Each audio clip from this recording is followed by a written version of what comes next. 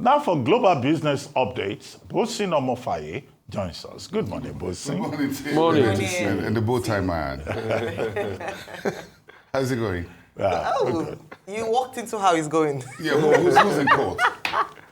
Okay, let's Oh, we are going to see interesting fireworks. interesting fireworks. It's gonna be interesting. Oh yeah, let's see. But again, the there's market's already a whole lot of reacting. issue when you rattle the cage of the Fed. Yeah. You set the whole world on fire, technically speaking. No one is sure about the independence of the world's #1 central bank. Yeah. And that sends a very wrong signal when next month is a major interest rate decision by the US Fed for the year and for the global economy. So everyone is watching very closely, and it's not good to unsettle the world. We have enough problems already to deal with. Trump I don't know. Let me see what's left in the price of oil. As always, starting with oil prices down Wednesday after rallying in the previous session as investors reassessed developments surrounding the war in Ukraine and potential disruption to Russian fuel supplies. Brent crude lost 0.04% to close at $67.19 a barrel, having hit its highest since early August in the previous session. The U.S. West Texas Intermediate crude fell 0.08% to settle at $63.20.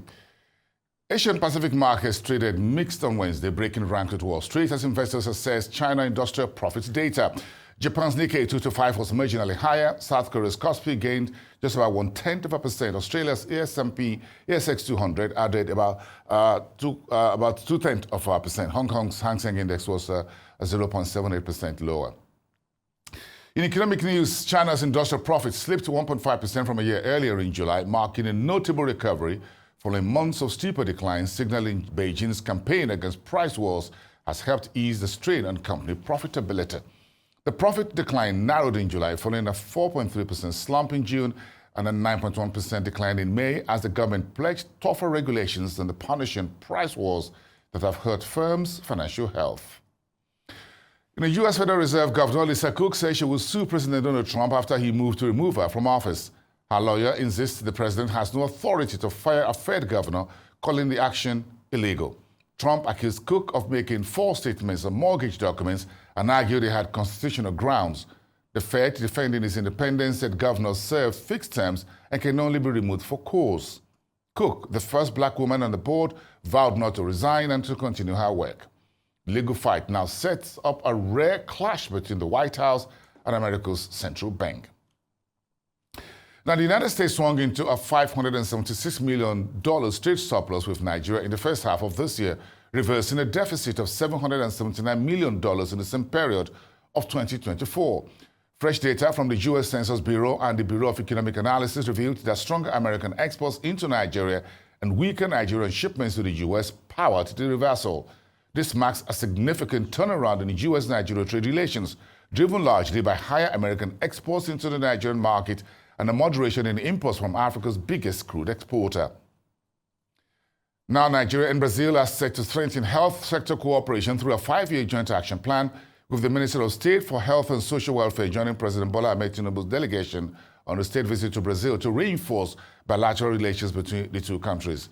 The statement noted that during high-level engagements between ministers and senior officials, Nigeria proposed 2 key initiatives. First, the development of a 5-year joint action plan to operationalize the Memorandum of Understanding signed in July between the Federal Ministry of Health and Social Welfare of Nigeria and Brazil's Ministry of Health, and a strategic government-to-government procurement framework for the health sectors of both countries, aimed at promoting transparency, reducing costs, and strengthening local supply chains. Over to my team, your team. Okay. I mean, many things. So as regards the health move with the government of Brazil. So we would like to see the details. I don't know if there's anywhere in the reportage where they talked about the details. So what do we want? Some ideas I might have. Number one is this. President Olusegun Obasanjo, if my memory serves me right, set out some hospitals that are supposed to be centers of excellence across states in the country. They're called federal medical centers. A lot of them, great intention setting them up.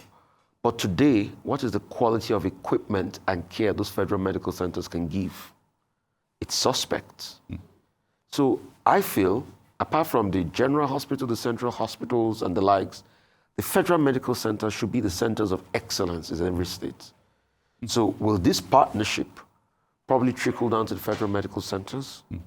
Or are we going to have a scheme in such a way that, okay, we are going to have zonal specification where we can say, okay, maybe for the Southeast zone, the federal medical centers there will be hubs for cancer. Maybe for the Northeast zone, the federal medical centers there will be hubs for, other diseases and the likes. Peculiar maybe to that stem cell region. research and things like that. Peculiar to that region. So are we doing that? Secondly, what's the overhaul as regards the healthcare sector as we speak now?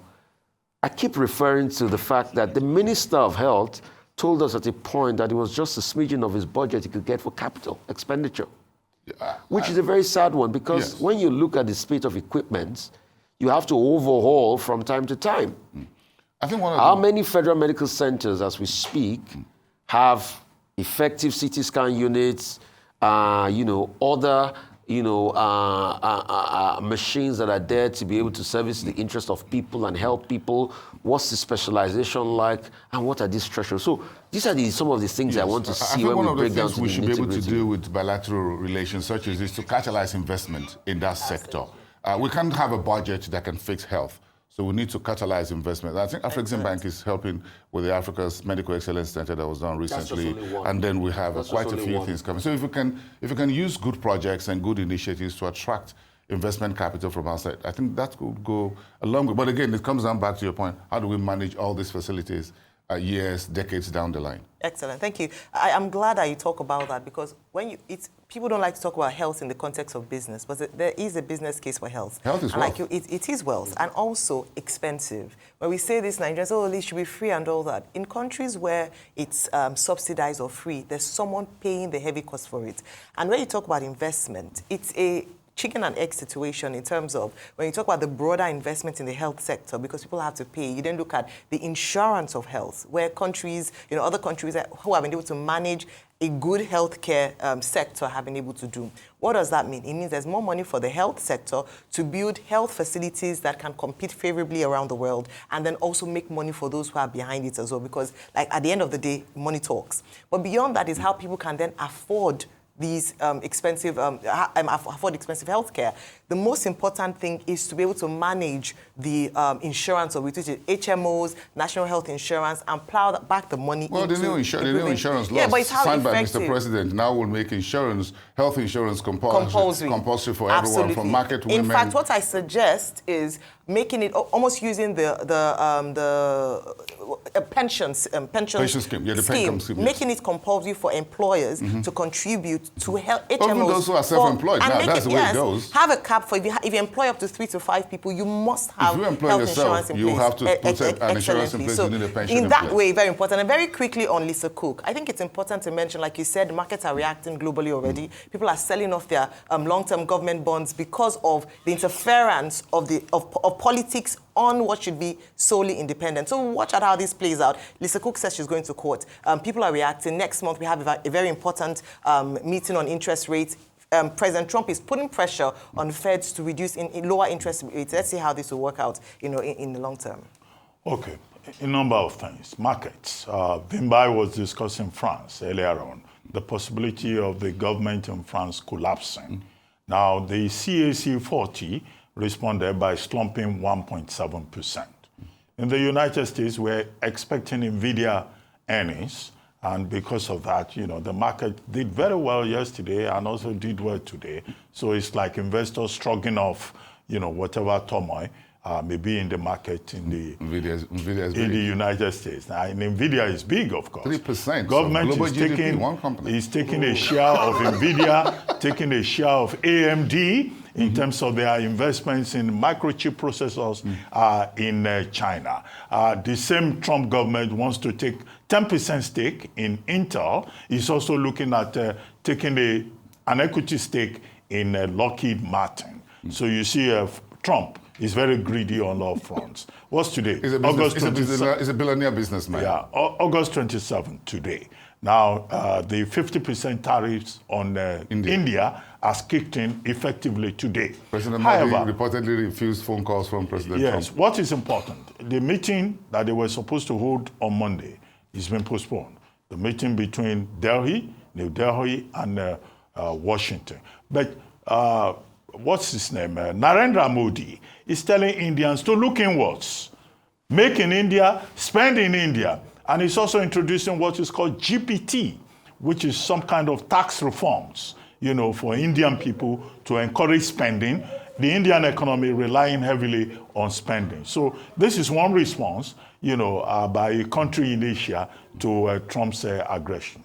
As for Lisa Cook, we cannot determine the matter here. The matter is already going to court. Arise News cannot constitute itself into a court over monetary policy in the United States. The woman so did let the matter, let the matter go to court. Let the matter go to court in the United States.